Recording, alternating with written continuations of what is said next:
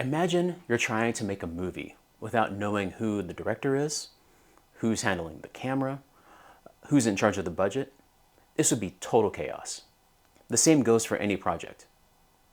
I'm Chris, your project pro, and today I'm going to reveal the key players who turn projects from chaos into success. And trust me, knowing these roles could be the difference between your next project being a blockbuster or a complete flop.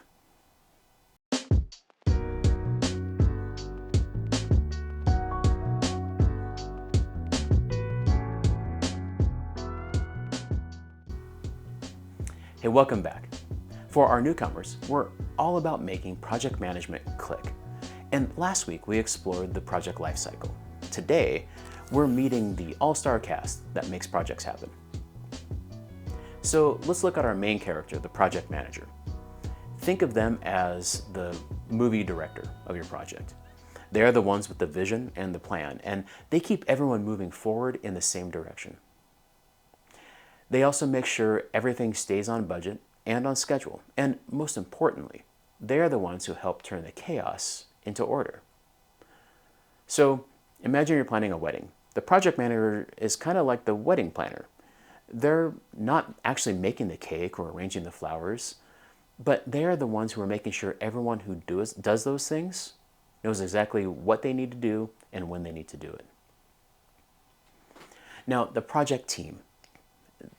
This is our supporting cast. These are your skilled professionals who make the magic happen. They are the experts in their fields, the subject matter experts. They tackle the day-to-day tasks, and they also bring their unique skills to the table. They also collaborate to solve problems. So when you think of a home renovation project, your team might include a plumber, an electrician, a carpenter, and a painter. Each person has their specialty, but they all need to work together to create something amazing, your renovation. Now, every project needs a champion in its corner, and that's the project sponsor. They're like the executive producer of a film. They provide the resources, usually meaning money, and they clear obstacles out of the way. They also make big decisions when needed, and they are the project's biggest cheerleader. In our wedding example, this might be the parents who are funding the celebration. They will have the final say on the budget and can help resolve major issues when they arise. We also have our stakeholders. And these are all the people who care about your project's success. Definitely, these will be your end users who are going to benefit from your work. They will be the vendors who supply what you need. They could even be the general public. So for that, maybe imagine you're building a new community playground. Your stakeholders are going to include the kids who play there, the parents who bring them, the maintenance team who will care for it, the neighborhood council that approves it. Now we're going to get into some specialized roles. So for bigger projects, you might have some of these specialists on your team, like a business analyst. These are kind of like your project detectives. They work with your stakeholders and your customer to figure out exactly what needs to be done. We also have quality assurance specialists, or QA.